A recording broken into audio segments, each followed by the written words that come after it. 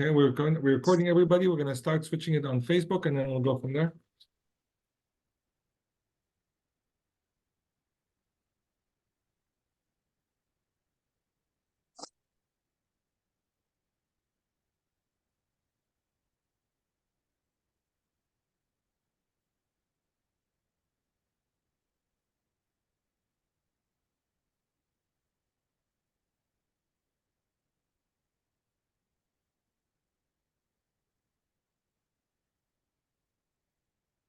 Dr. Lee, we're going to start 1 more minute. We're just switching to another platform, and then we should be good to go.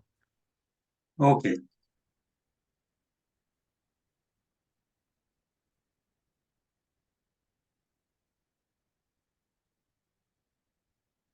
Okay, so we're live on Facebook, which is a good thing. So we tried the other one, but why don't we go ahead and start? Thank you, everyone.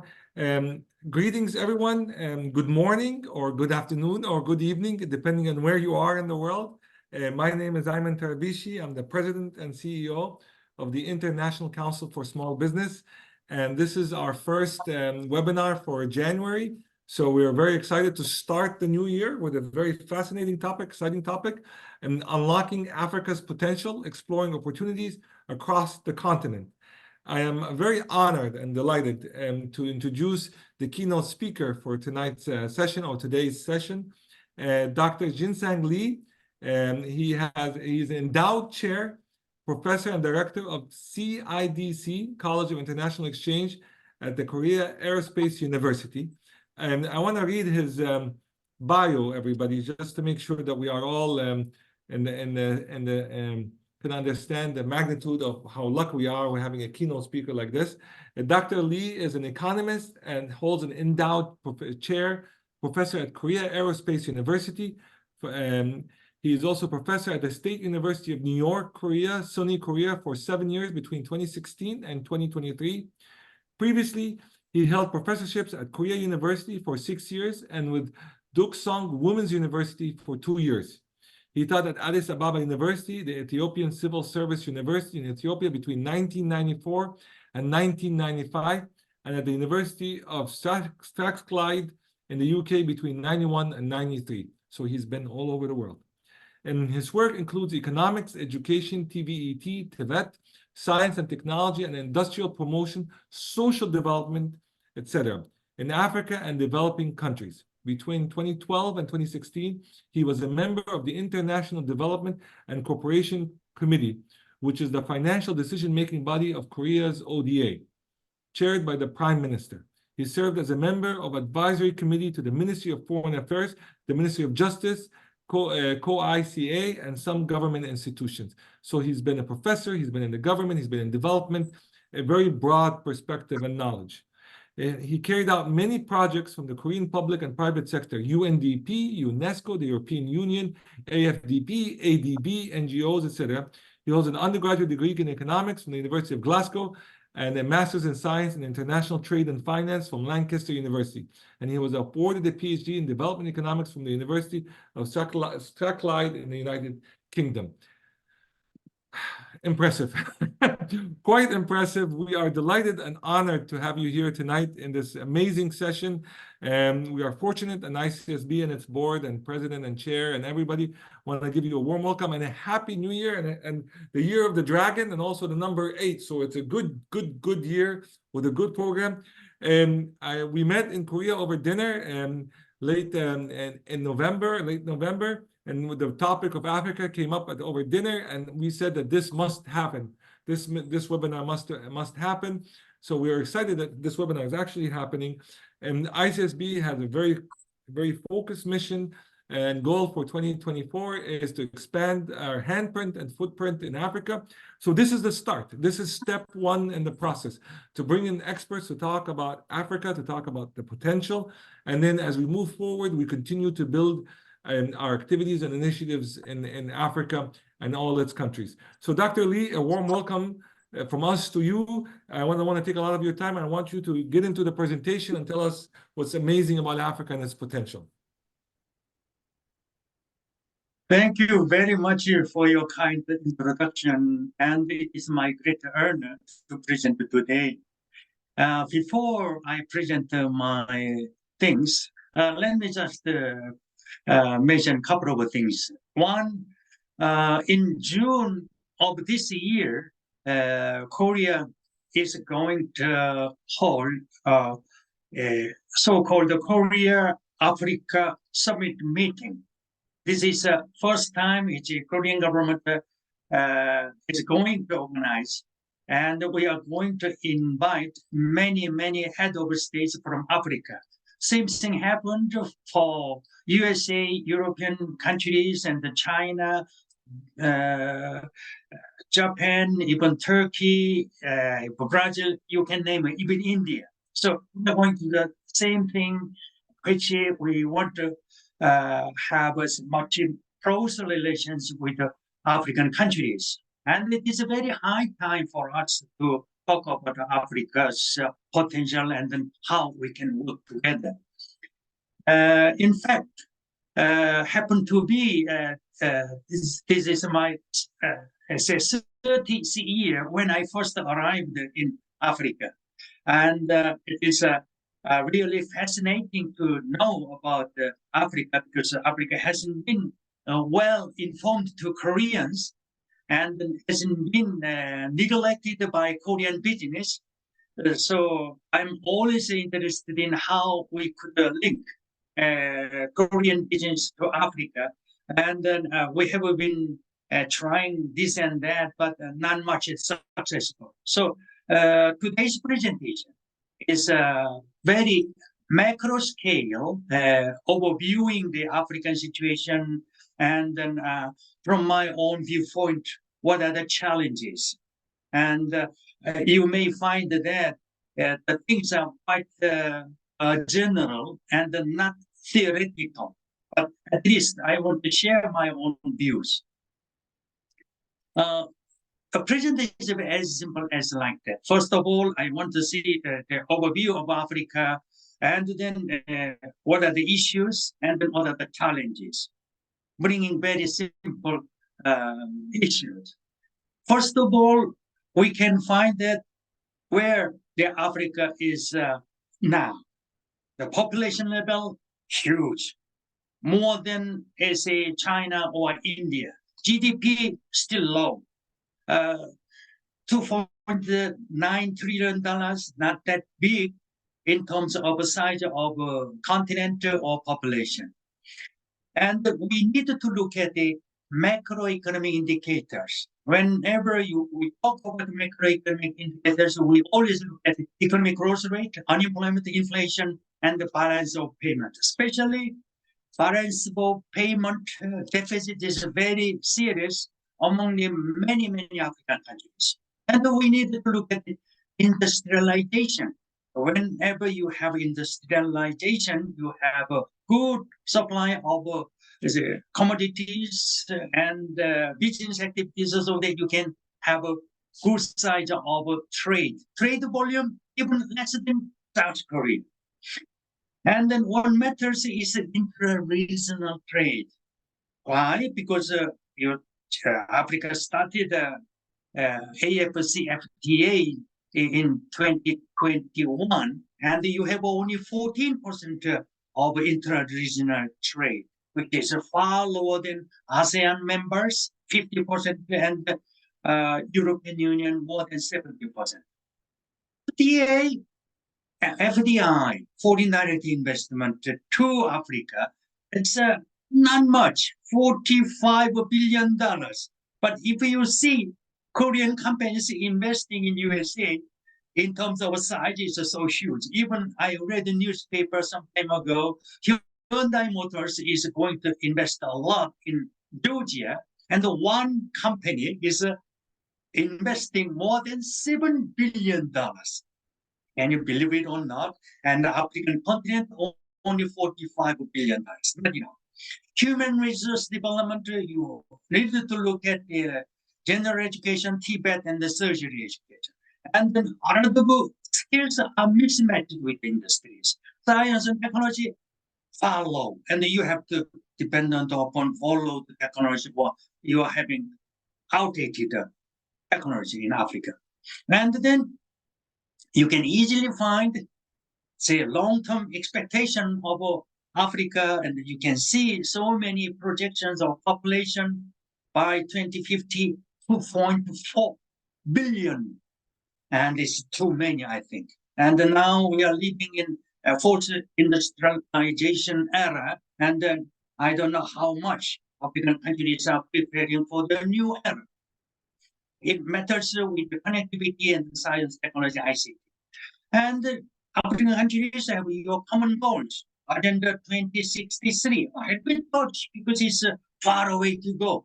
And then AFCFTA, I mentioned it. And then we know sustainable development goals organized by United Nations and international institutions.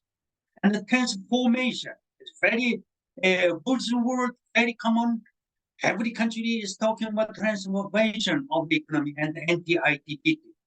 Digitalization, because of the fast movement of the ICT.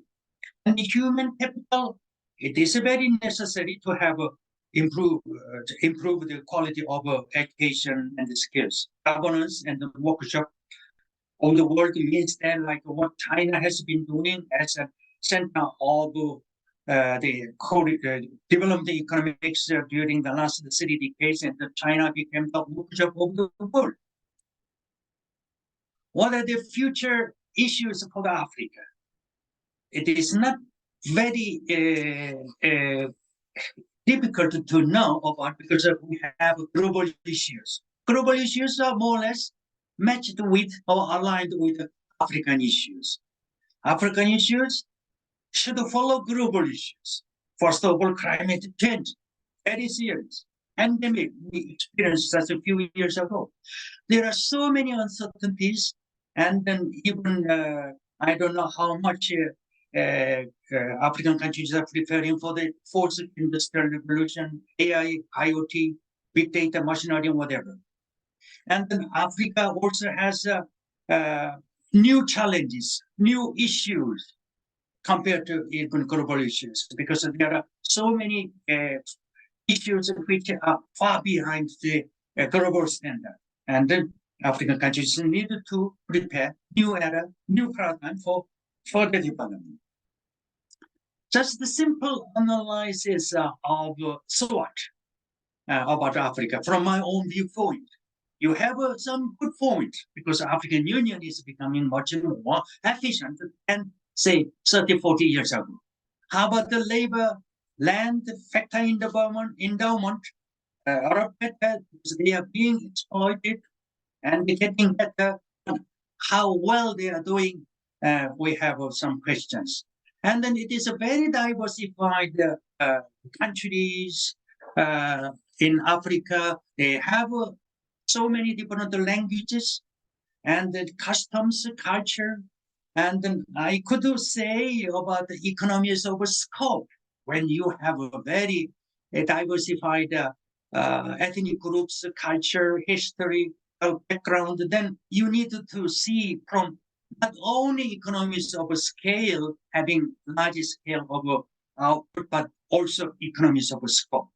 And then you also have the desire of economic transformation, which means that from agrarian society to industrialized society, and then ICT revolution.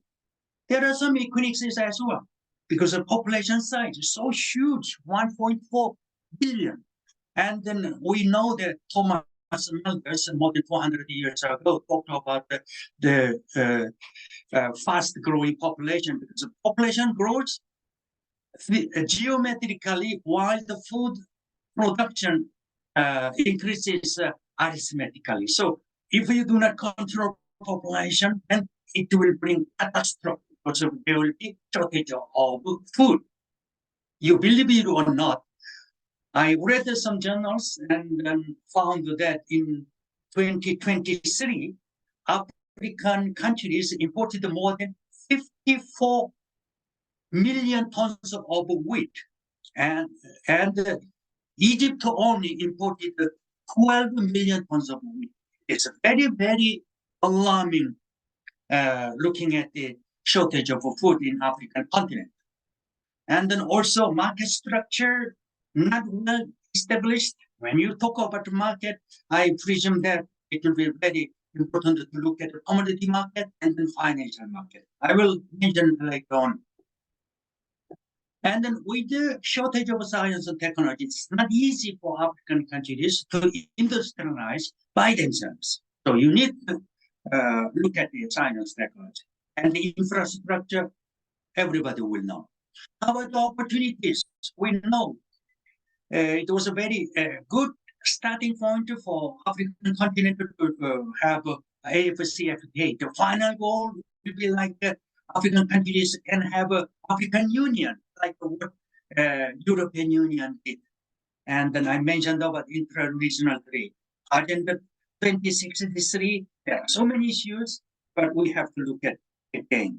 And the globalization also good opportunity for Africa, because globalization means that free movement or easy movement of factors of production, and then you can sell everything to the global market. Renewable energy, whenever I read the articles and the books about the potential of renewable energy in Africa is really immense, like a solar.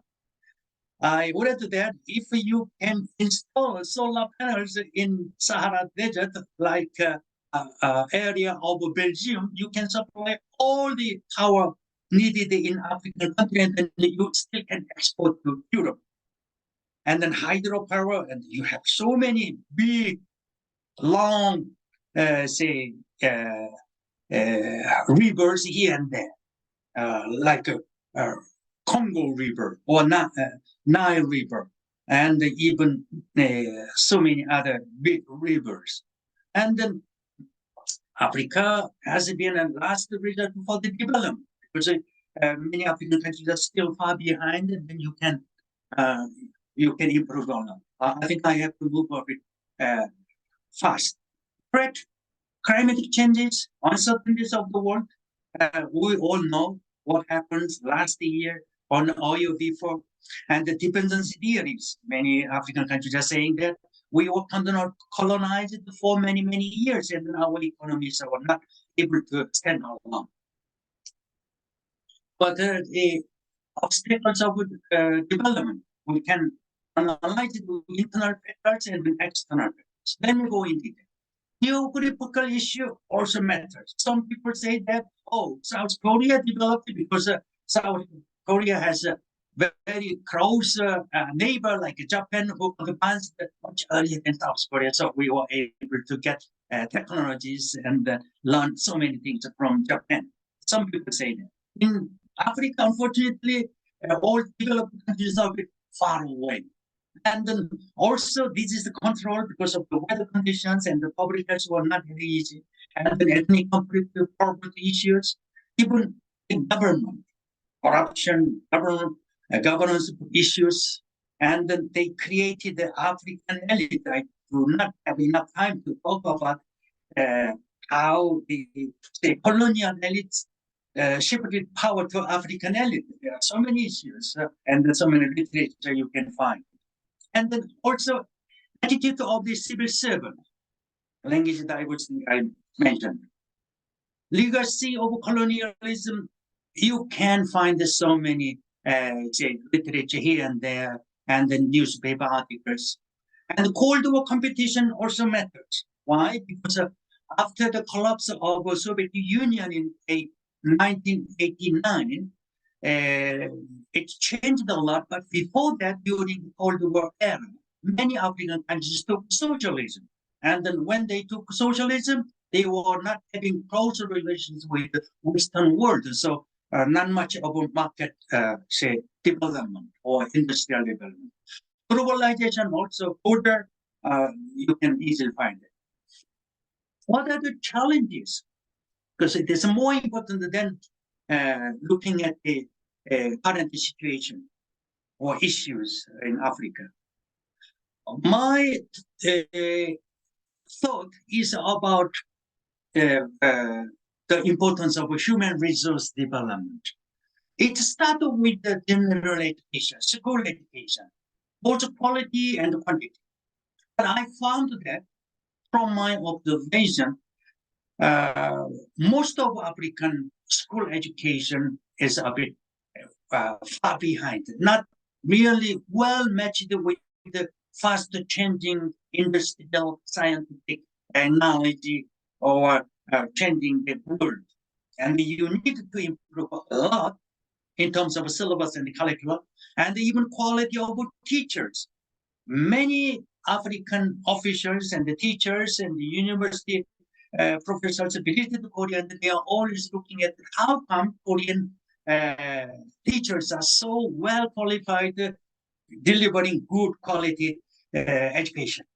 And it's necessary to have a training system and even compensation, wage rate or salary level.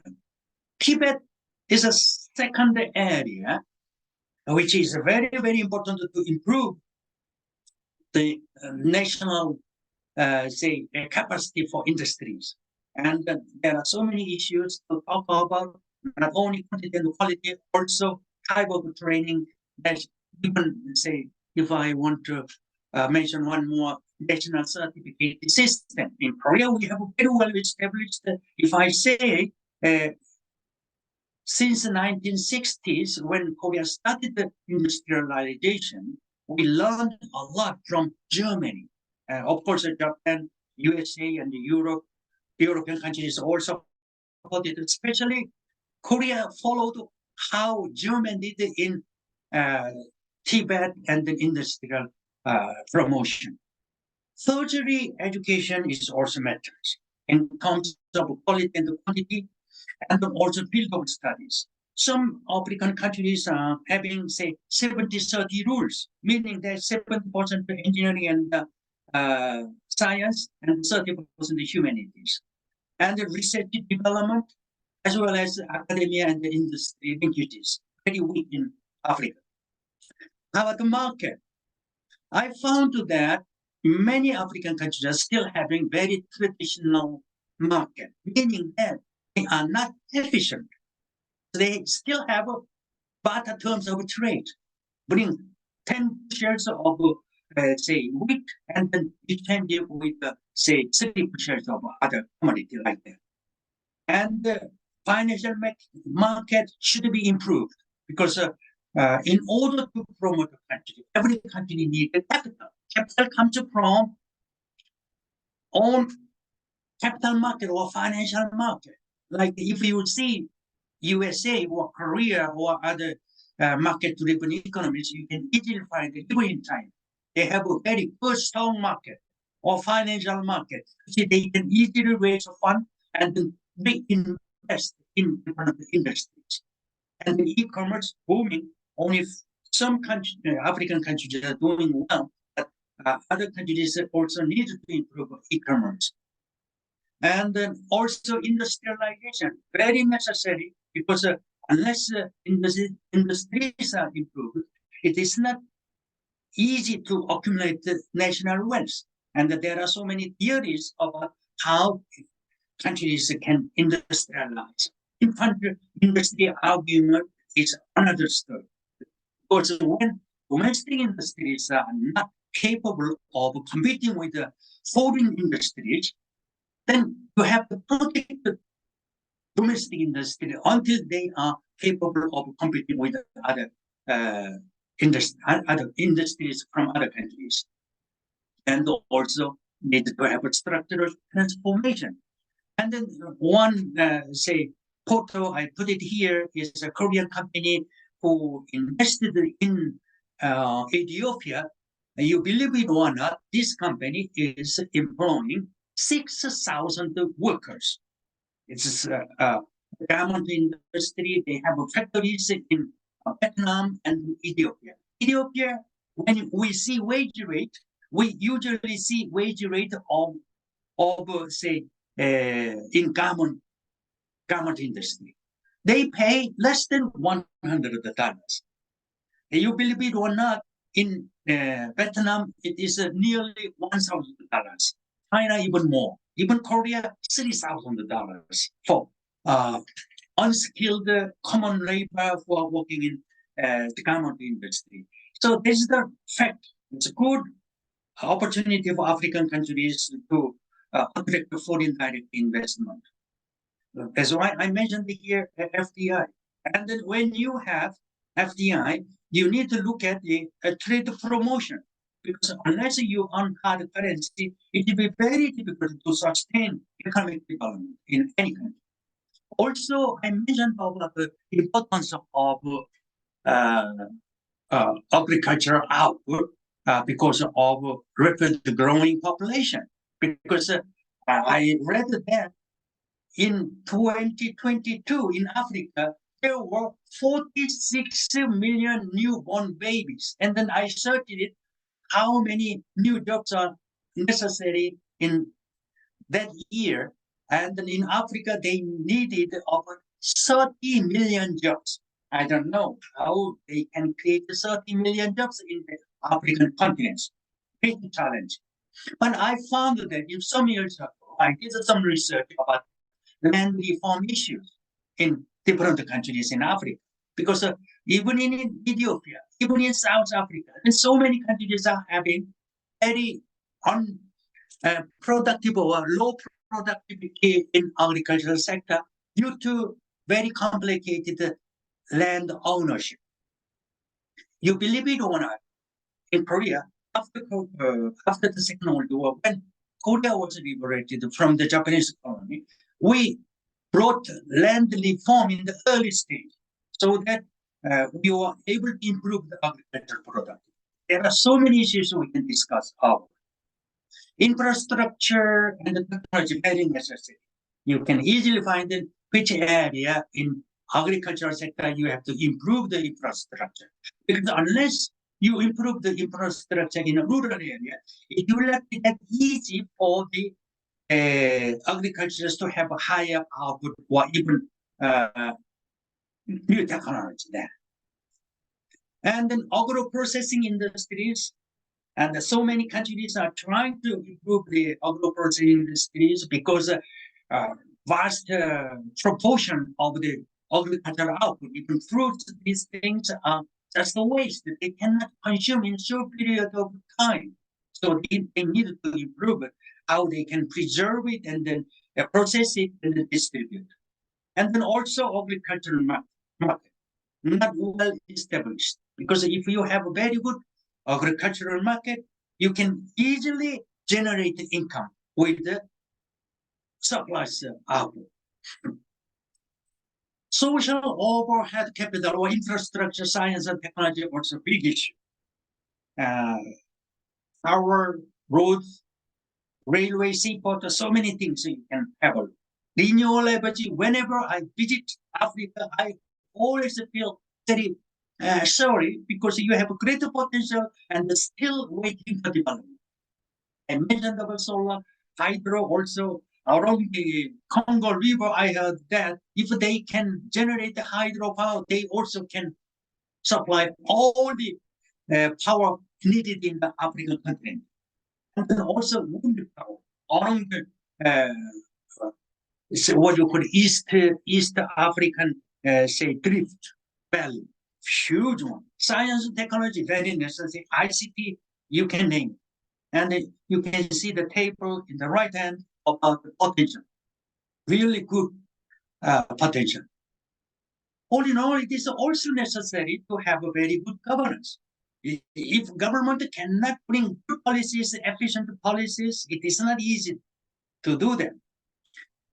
Many years ago, Adam Smith said the role of government is only three things. He summarized very nicely. When I was an undergraduate student at Glasgow University, because Adam Smith was a professor there, more than 260 years ago. Actually, last year was 300 years of anniversary for Adam Smith's birth, and there was a very big conference at the university, and then I realized that he entered Glasgow University at the age of 14. He must be a genius. And he mentioned about the role of government. Very simple. There are three things government needs. One, national security. That's why we have a defense force. Law and order. We have a police. and the provision of public goods. I mentioned about the social infrastructure, education, even healthcare. So many things are public goods.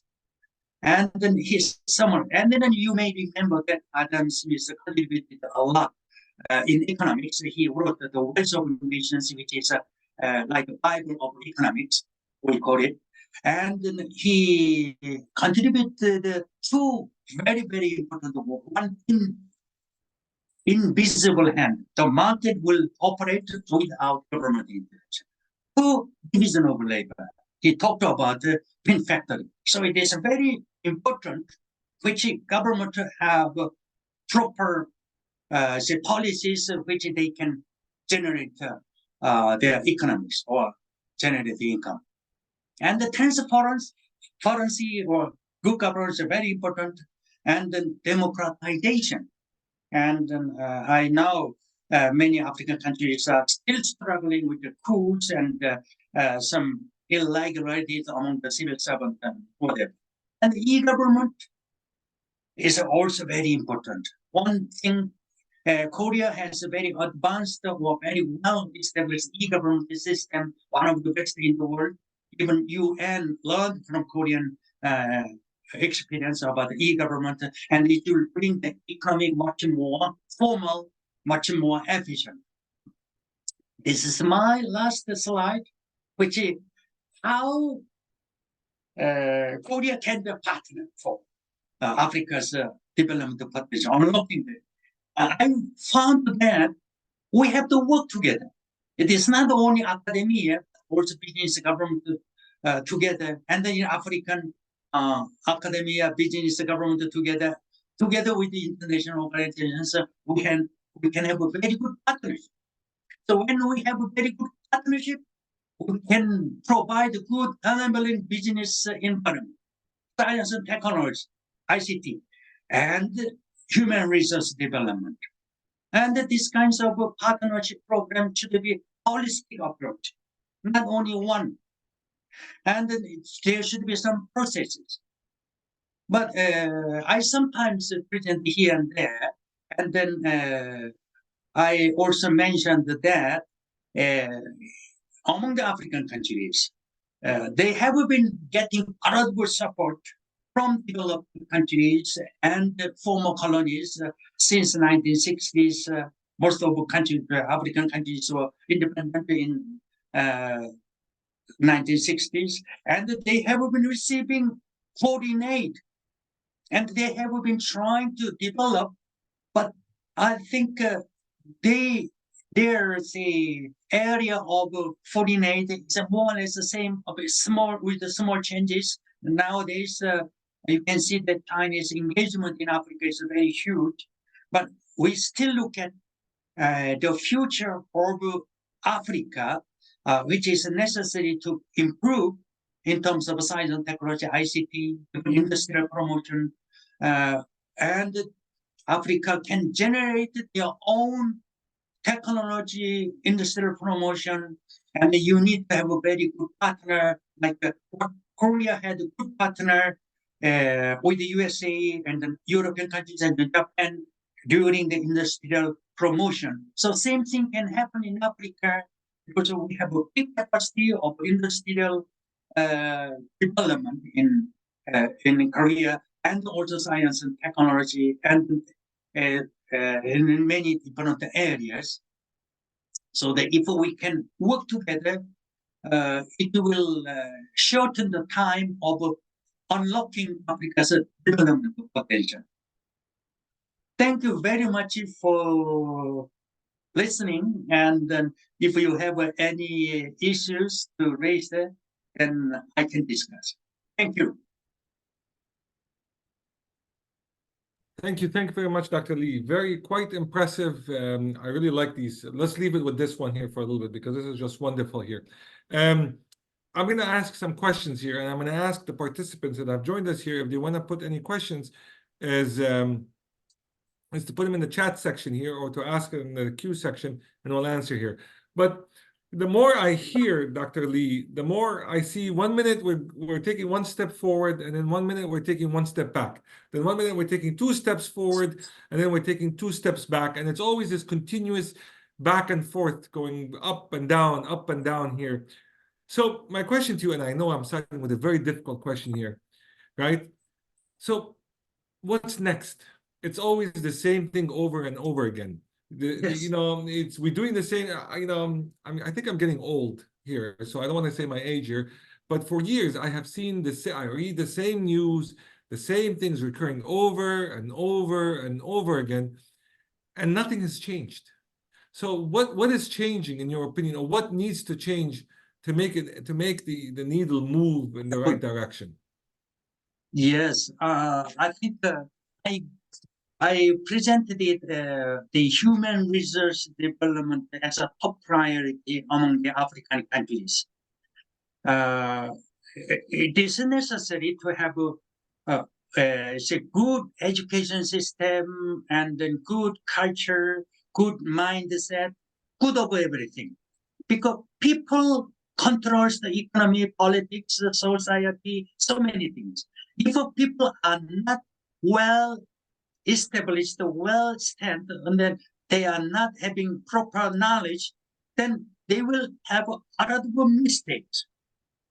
I have been seeing so many African countries, even though they have good people, the good people don't work proper way.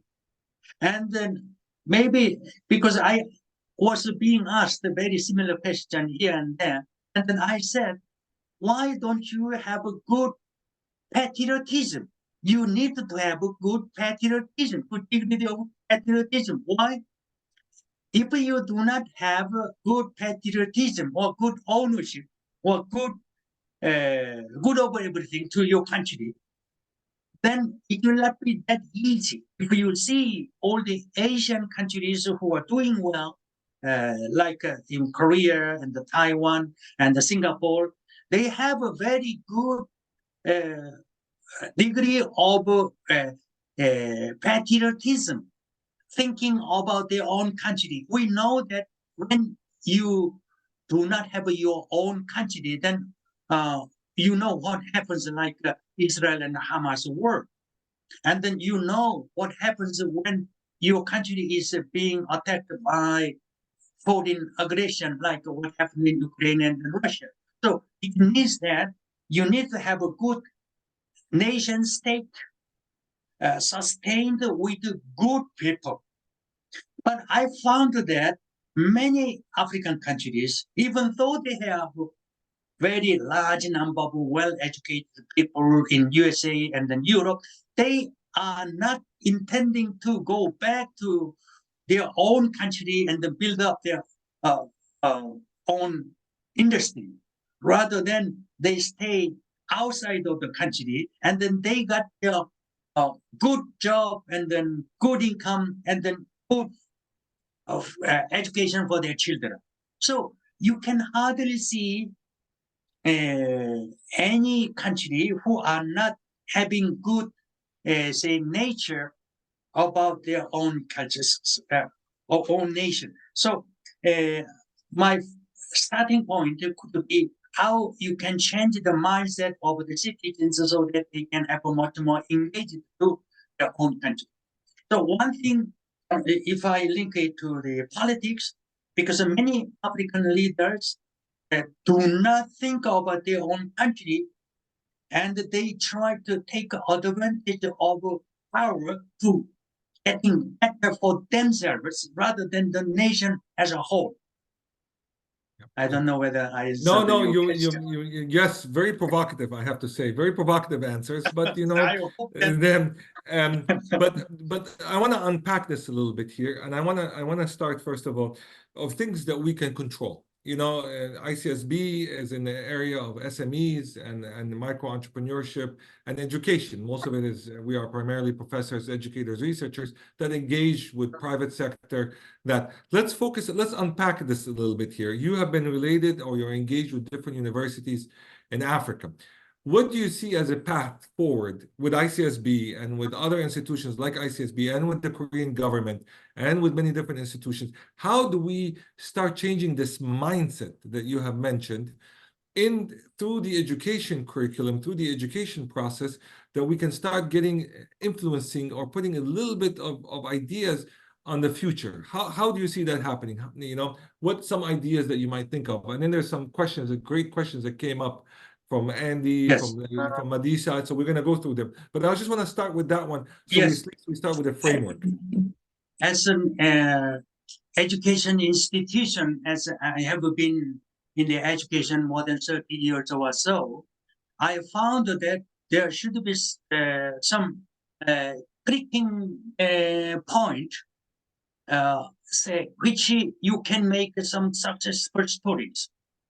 I know many African countries are trying to encourage startups, but you know, if your country hasn't got good level of industries and then good level of income, the startup will not be that easy, because you have to have a much more extended business activities. So starting from some point where the specific country has some competitive advantage, and then they will make some success stories.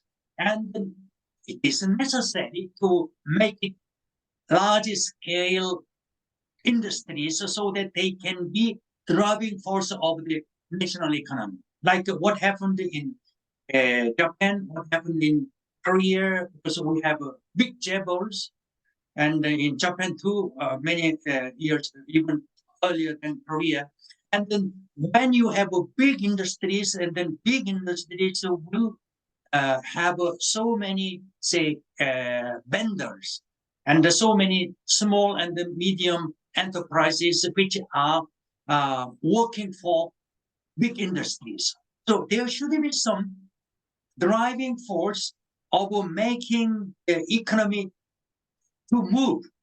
But I found that in many African cases, when a company is going to grow up, and then there are so many, say, claims or some blames, oh, they are not earning money in proper way, and that they are trying to, say, push down rather than encouraging. So as long as they are spending their income for further investment and job creation, then government can bring other policies to support. There are so many different ways of supporting them to invest more.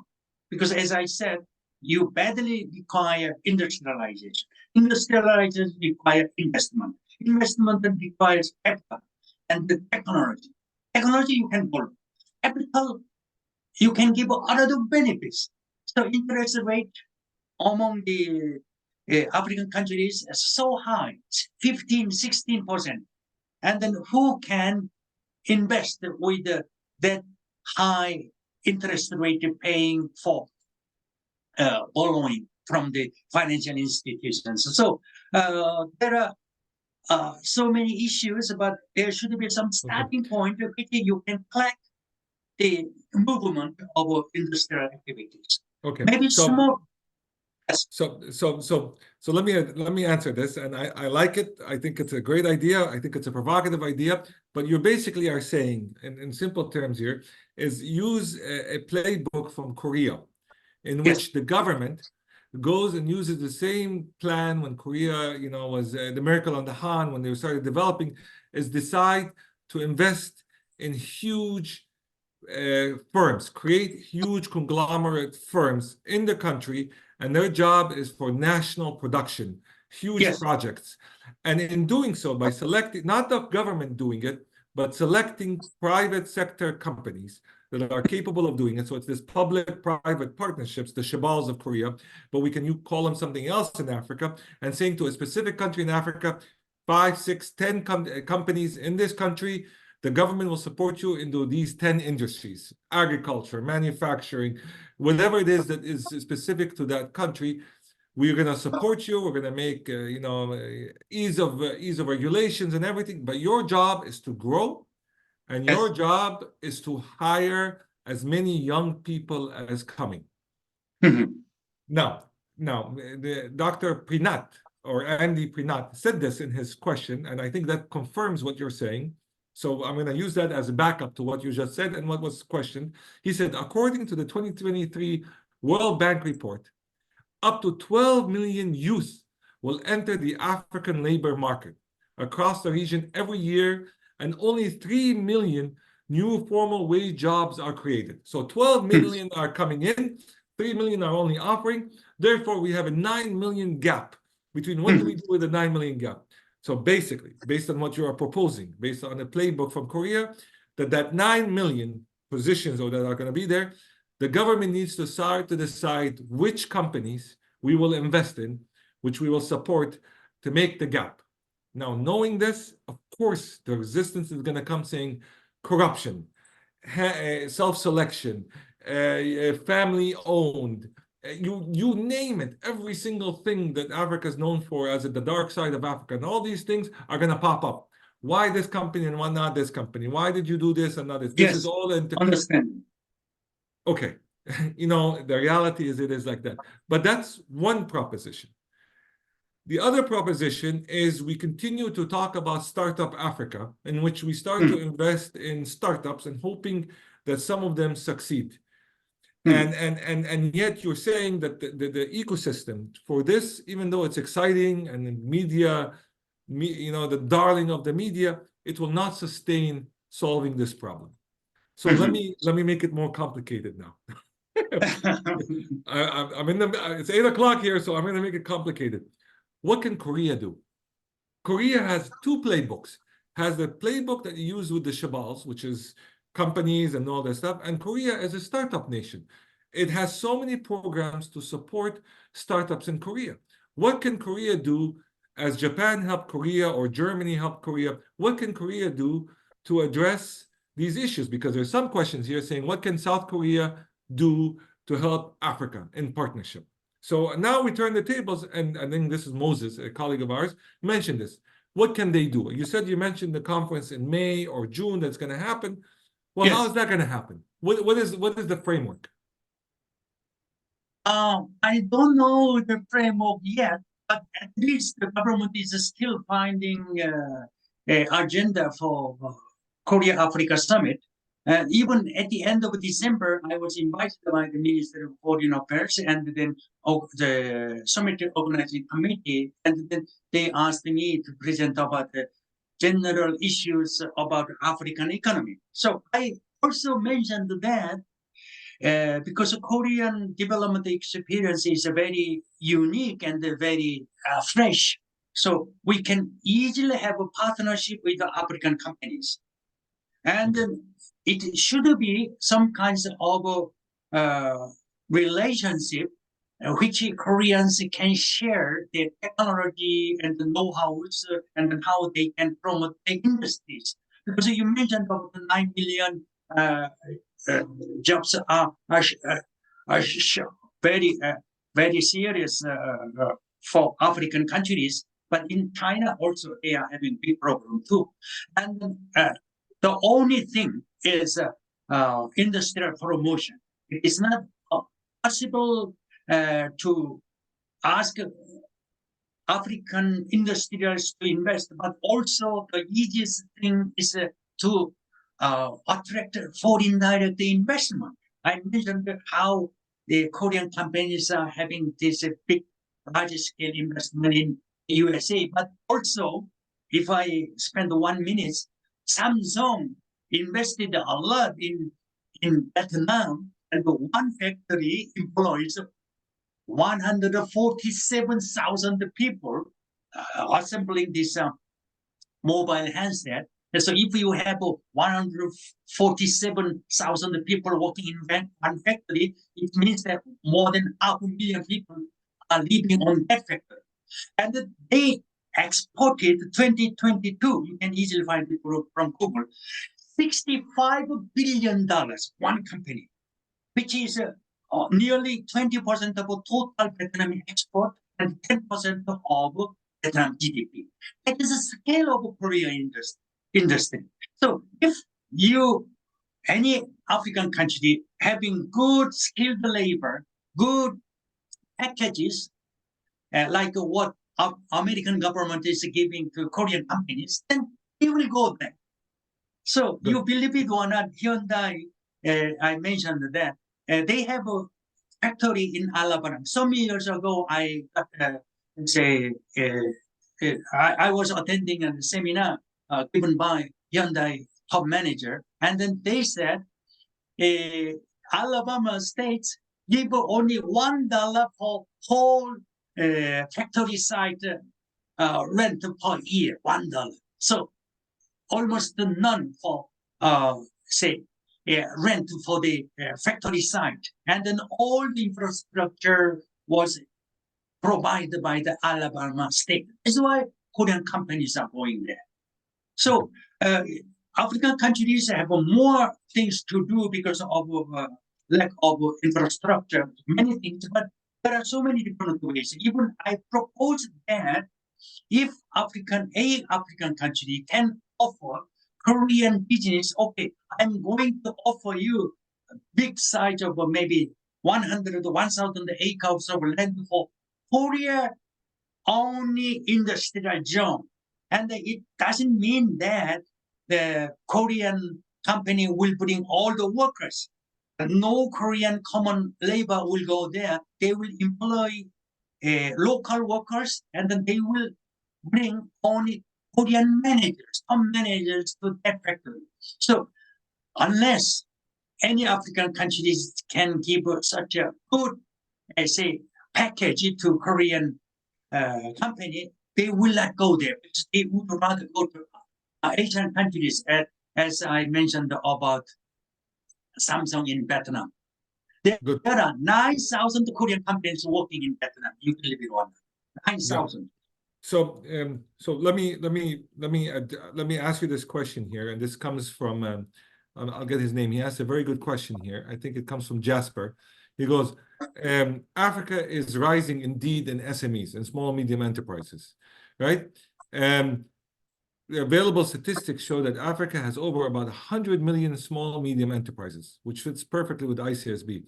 How can Korea work with these SMEs and startup ecosystem for economic growth? In Korea, we have the shabals, we have the conglomerates, but we know very well that these companies like Hyundai, Samsung, and all that stuff, yes, basically they work a lot with the SMEs, right? How do you see this connecting? Yeah, it is a very good point because I also personally agree with the importance of small, medium, and micro businesses. And they are creating more jobs than large-scale industries. Large-scale industry, what I mentioned, is just going as aircraft carrier.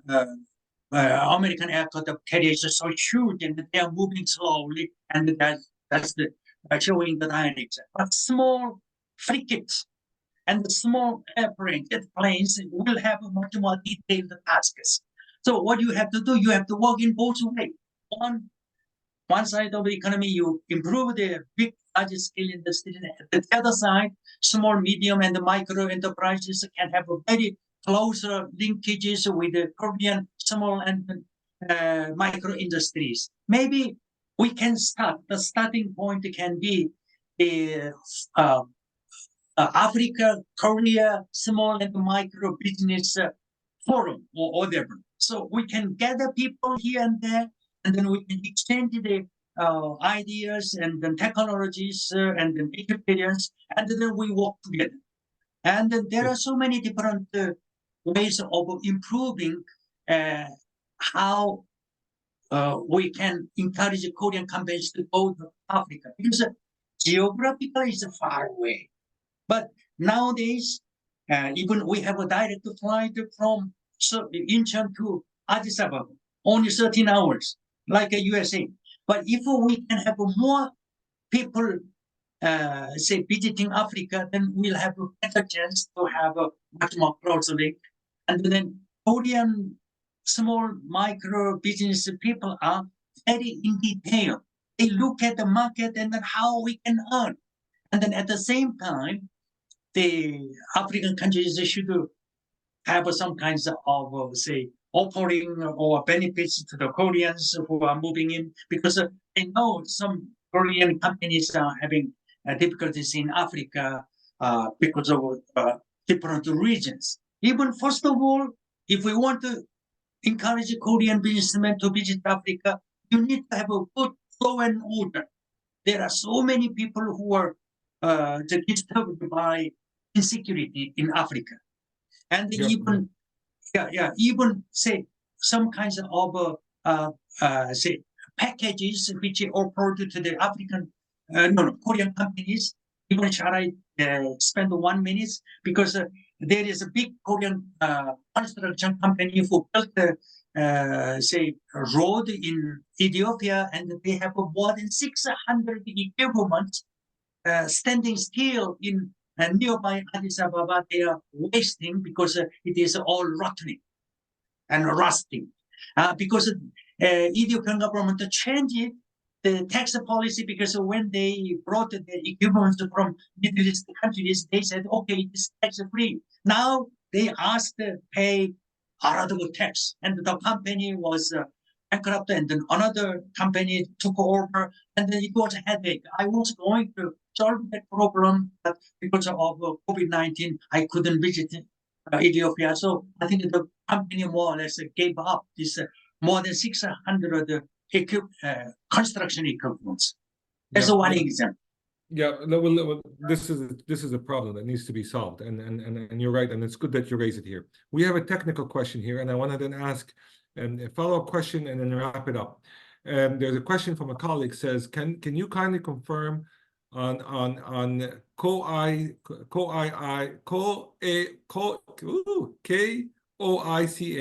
in East African countries and in Rwanda in particular? Rwanda. COICA and in Eastern Africa countries and in Rwanda in particular. It's in the chat section. Are you familiar with that?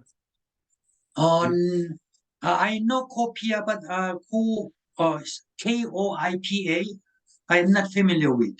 KOICA, COICA. Yeah. I haven't seen it in recent years. I didn't visit Rwanda for some time, but I can easily find out. Okay, well, he sent you the link, so maybe you can look at it. It's the Korean. Oh yes, please. Yeah, it's it's in the chat section. Jung Ho just sent it. Wait, hold on. I know how to solve this problem very quick. Jung Ho, I'm gonna make you speak so you can ask the question. Okay, I just moved you, Jung Ho, so you might want to ask it in Korean. Oh yeah, KOICA, I know that. Yeah. Yeah, I know. Korean, Jung Ho, you can ask it in Korean. We have multiple languages. Go for it. 예, 교수님 감사합니다. 강의 너무 감사합니다. 저 조지 워싱턴 대학교 서정호 교수라고 합니다. 코이카라고 ODA 하는 그 단체 아시죠? 예. 코이카 관련 질문이 채팅창에 있어갖고 예. 그래요? 제가 질문을 한번 다시 볼까요? 코이카 kindly. It is a government agency. Yeah, ODA agency. Okay, good. Okay, so we don't have an answer to this, but that's something that we follow up. So let me, because I want to end it on time here. I know a lot about Korea, and when Korea went through this nationalization or development, one of the things they did is invest in people first. Yes.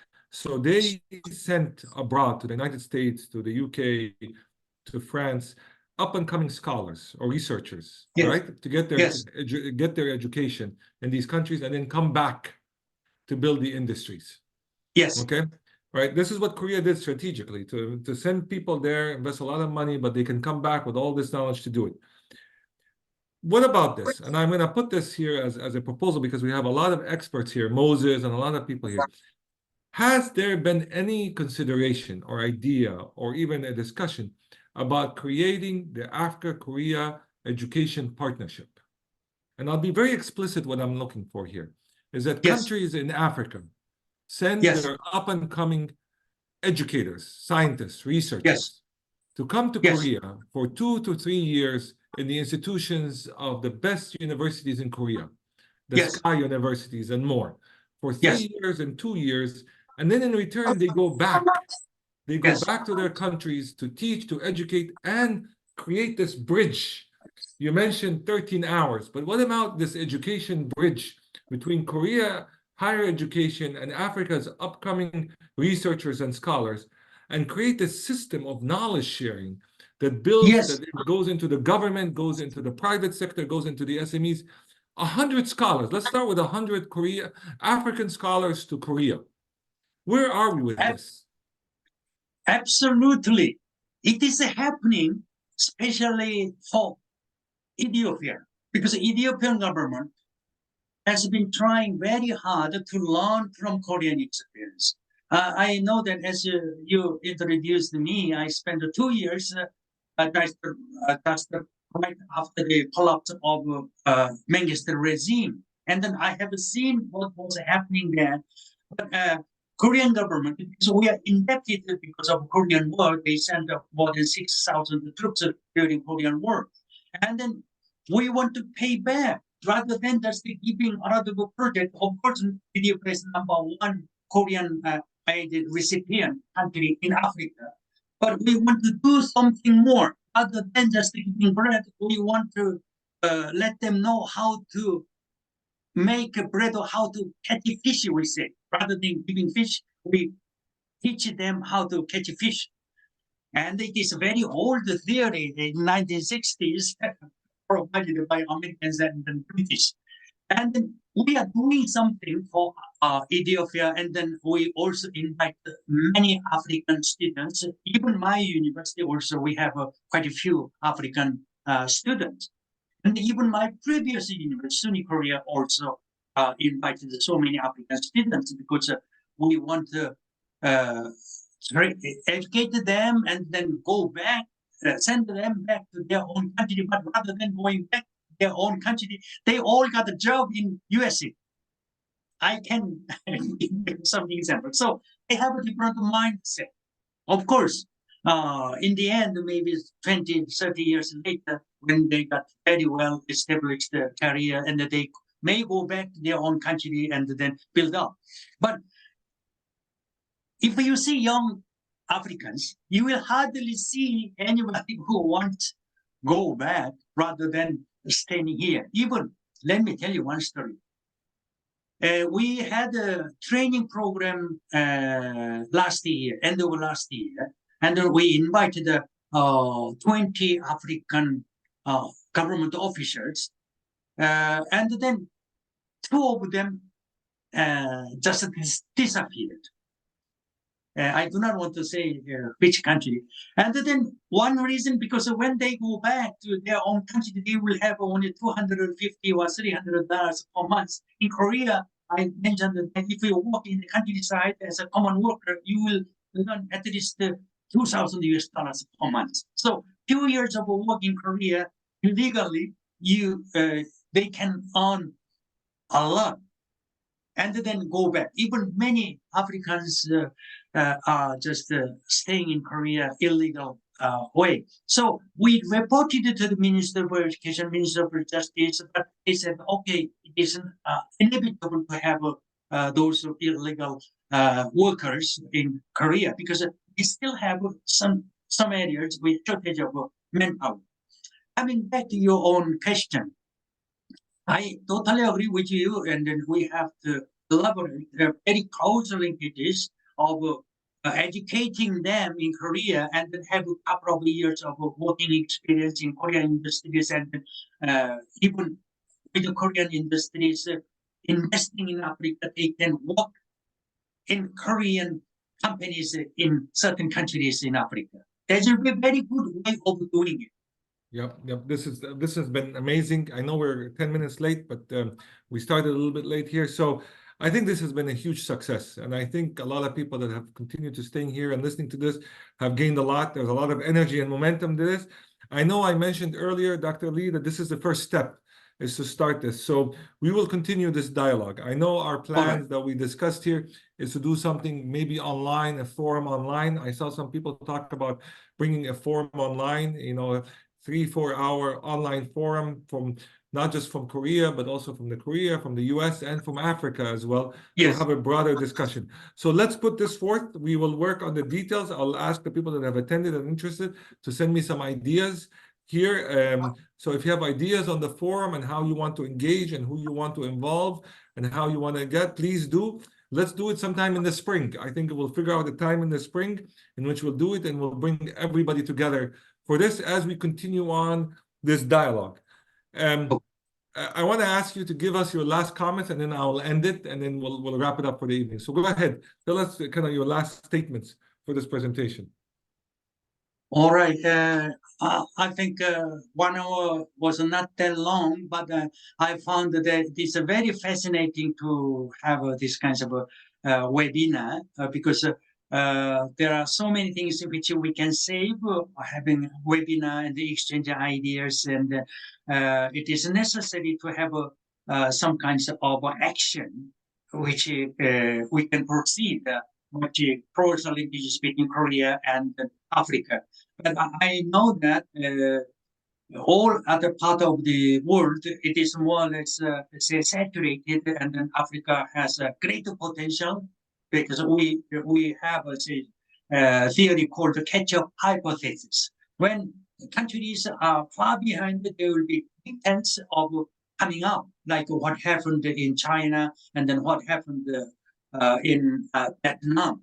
So African countries will have an even better chance because all the advanced technologies are available, and then we have a much more advanced transportation communication system with ICT for the industrial revolution. So there are so many things that can be done, and then Africa has a lot of so-called factor endowment, not only manpower but natural resources. And even I mentioned very briefly about renewable energy. I feel always sorry how come they are not exploiting that kinds of potential. So I hope that, because I will be traveling to Washington, D.C. in April. I already reserved my ticket, so we'll meet there. And then I'll be very happy to have something happen, even through the webinar, through the online meeting, and then we can have some kinds of forum, very practical forum, bringing some Korean businessmen and the African businessmen together, and the academia also can give us some ideas, because I'm an economist, I always give ideas, but practicality can be done by the business people in the field. So I hope that something will happen in the future. Thank you. Thank you very much. This is absolutely wonderful closing statements here. I think you're right on, and I appreciate the pragmatism and action-oriented approach. My last comments here, and I'll talk about Korea first, and then I'll talk about Africa second and end it. Africa has gone from nothing to everything. They went through the war, they have created industries, the miracle of the Han. I go to Seoul 1 or twice a year, and I see the remarkable industries, the innovation, the people, the technology. But what they have kept and what makes them special, they understood what it takes to make it happen. And not only that they understood the amount of work that it needs to happen, they also understood the people that helped them, the people that support them when they had nothing. And that loyalty, that long-term loyalty and commitment shows absolute class and elegance of Korea in going back and investing and keep trying and trying. So the June conference is a representation of their graciousness and their class and their long-term vision of how to build win-win situations. They have the expertise, but Africa is the great potential. And with that, I want to segue to Africa. Africa mesmerizing, but what makes Africa special is people. They're diverse, they're different. They speak so many languages. They're the senior, the not senior, the young, the women, the men, the children have this fire in them, this exciting thing, and they're the future. I believe they're the future of the world. If we merge both together, if we can bring them both together, the world will be a very good place to live in.